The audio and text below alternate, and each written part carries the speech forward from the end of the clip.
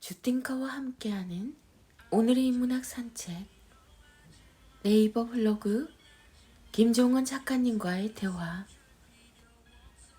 방탄소년단 RM 김남준의 3가지 글쓰기 노하우. 글쓰기를 매우 중요하게 생각하며 실제로 작사가로도 활동하는 그가 철저하게 지키는 3가지 글쓰기 노하우가 있다. 매우 간단하지만 분명한 루틴이니 꼭 읽고 여러분만의 것으로 변주해서 활용한다면 쓰는 삶이 더욱 자연스럽게 펼쳐질 것이다. 1. 눈에 보이는 풍경과 사건을 모두 그때그때 텍스트로 변환해서 기록한다. 2.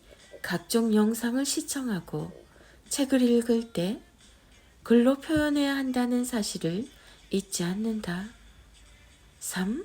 마치 레이더로 온 세상을 탐색하듯 생각을 활짝 열고 세상을 받아들인다. 마지막으로 이건 개인적인 생각인데 하나만 더 추가하고 싶다. 4. 굳이 쓰지 않아도 앞날이 밝은 방탄소년단의 RM도 이렇게 글쓰기의 삶을 통째로 투자하는데 우리는 좀 더 분투해야 하는 것 아닌가? 부디 이제라도 써라. 쓰면 쓸수록 더 큰 내가 된다. 나를 진정으로 사랑하는 내가 되어서 살고 싶다면 쓰자. 1일 3 포스팅을 하며 살기 위한 2가지 조언. 우리는 누구나 글을 쓸 수 있다. 쓰지 못하는 것이 아니라 쓰지 않는 것이다. 이 차이를 아는 것이 참 중요하다. 현실을 파악해야 문제점을 찾아서 해결할 수 있기 때문이다.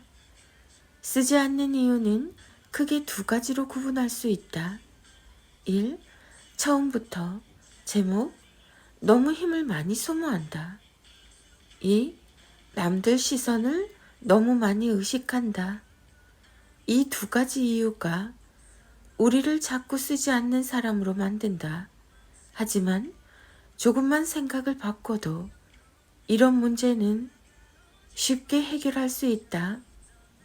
방법은 이렇다. 1. 제목은 가장 나중에 생각하라. 제목 먼저 정하고 시작하겠다는 생각이 아예 글을 쓰지 못하게 만든다. 글쓰기의 초보에게 가장 어려운 건 제목을 짓는 일이다. 그 어려운 걸 어떤 글도 쓰지 않는 상태에서 고민하고 있으니 진도가 나갈 수 없다. 기억하라. 제목은 글을 다 쓰면 그 끝에서 나오는 선물이다. 글을 완성하는 과정에 진심을 담았다면 가장 멋진 제목이 나올 테니 제목 걱정은 하지 말라. 진심을 담아서 글을 완성하면 그 끝에서 제목이 선물로 주어진다. 2. 이 사람 저 사람 신경 쓰지 말라. 뒤에서 궁시렁거리는 사람을 신경 쓰면 자기 생각을 제대로 쓰기 힘들다. 당연히 의견은 다양할 수밖에 없다. 그거 하나하나 다 신경을 쓰면 절대로 글을 쓸 수 없다. 이렇게 생각하라. 글을 쓴다는 건 세상에 존재하는 수천 가지 방법 중 하나만을 골라서 그게 전부인 것처럼 생각하며 자신의 생각을 친절하게 설명하는 것이다. 이것도 옳고 저것도 옳다고 생각하며 타인이 보낼 비난에 걱정을 먼저 하는 사람은 아무리 많이 배우고 시간을 투자해도 쓰는 삶을 살기 어렵다. 이걸 착각하지 말라. 진실한 글이란 정답을 말하는 게 아니라 내 생각과 마음에 맞는 글을 의미한다. 제목은 아예 생각도 하지 말고 일단 쓰고 싶은 내용의 글을 연습장에 필사하듯 계속 써라.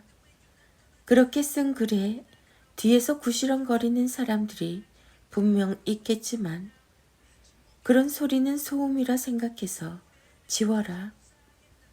나는 분명한 사실을 하나 알고 있다. 어떤 경우에도 쓰는 사람은 쓰지 않는 사람보다 강하다. 그래서 글쓰기는 자기 자신에게 강해질 수 있는 기회를 주는 일이다. 하나도 망설이지 말고 오늘도 어제처럼 자신에게 기회를 허락하라. 견디니까 오더라. 좋은 사람과 좋은 순간이. 돌이켜보면 나를 언제나 힘들게 했던 건 중요한 사람이 아닌 가식적인 관계들이었다. 나는 그들이 없으면 안 될 것 같았지만 내 곁에서 그들은 매번 상처만 주었고 그들이 떠나면 공허할 거라 생각했지만 오히려 성숙함만 늘었다. 몇 번 무너져 보니 알겠더라.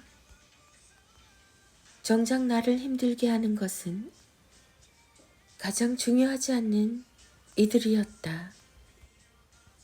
무수히 많은 사람들이 떠나고 나에게 생채기를 내어도 결국 버티는 건 나 자신이라는 걸. 그리고 결국 견디니까 보이더라.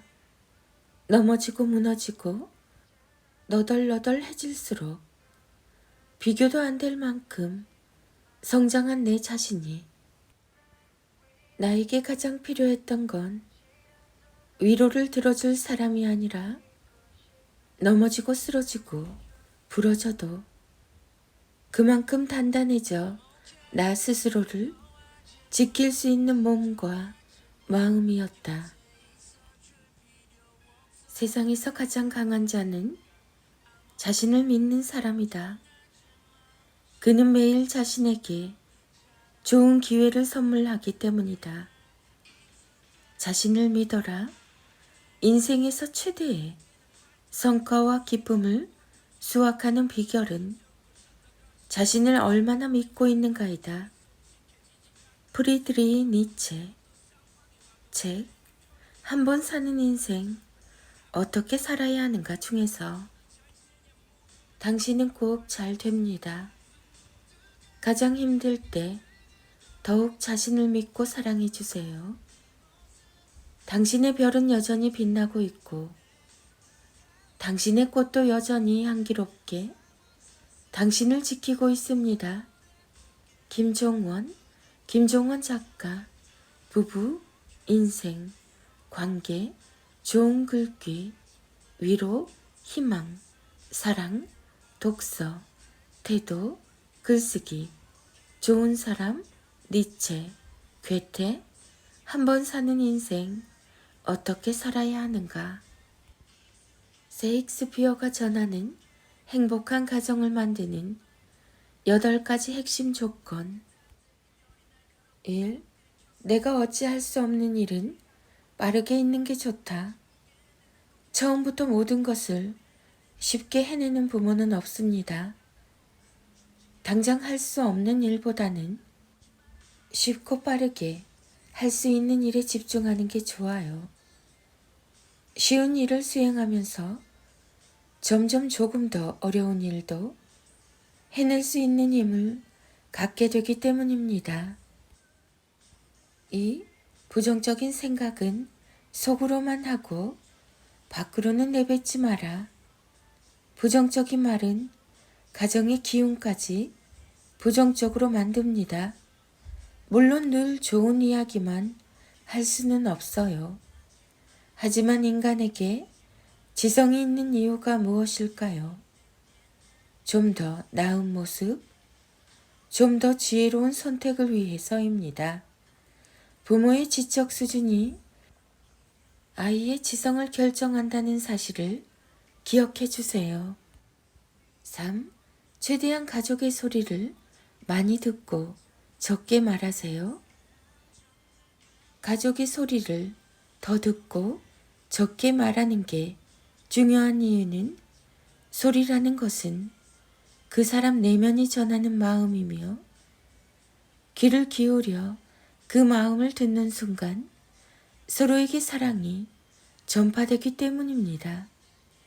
그래서 듣는다는 것은 내밀한 사랑을 나누는 일입니다.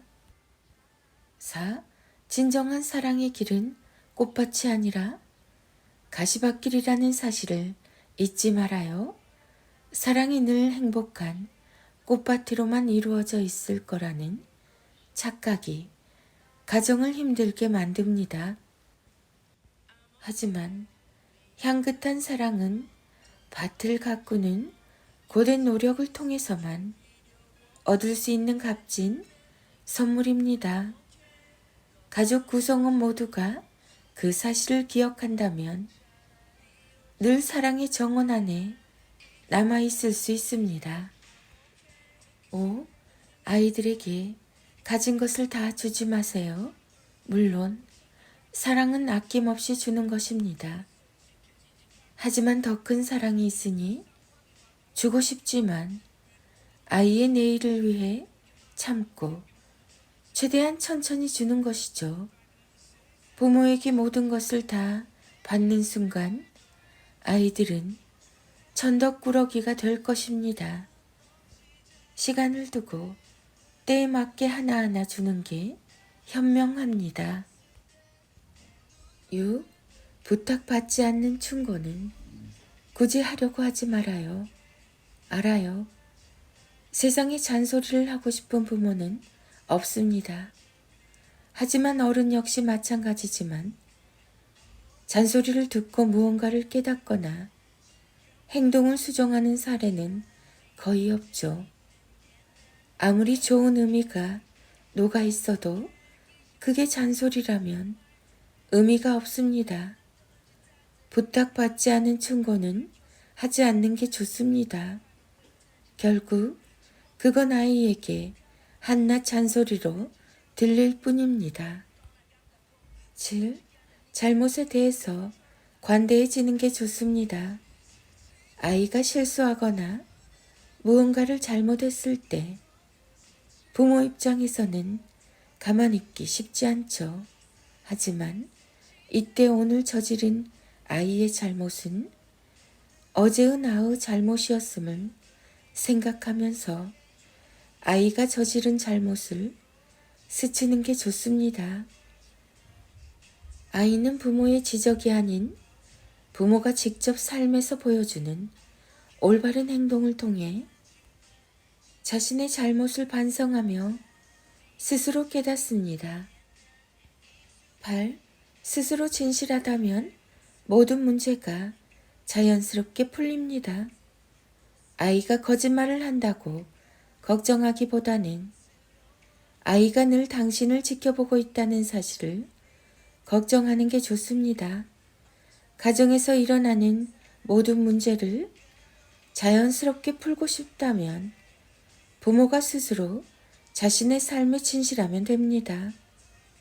당신이 진실한 마음이라면 결국 모든 것이 아름답게 바뀔 겁니다.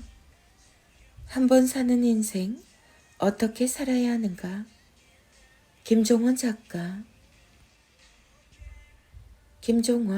김종원 작가, 부부 스타그램, 부부 일상, 육아, 육아맘, 가정보육, 자녀교육, 부모교육, 니체, 세익스피어, 한 번 사는 인생, 어떻게 살아야 하는가?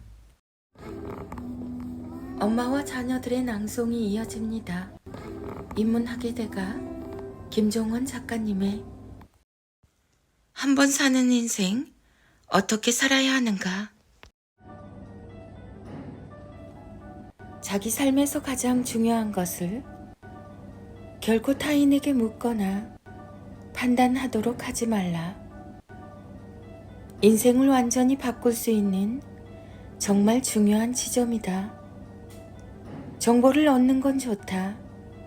하지만 판단은 스스로 해야 한다. 그래야 실수까지도 자산으로 쌓을 수 있다. 매일 아침을 여는 1분의 기적. 스스로 원하는 방향을 알 때 루틴도 그 방향으로 나아가기 위해. 자신을 바꾸며 당신을 돕는다.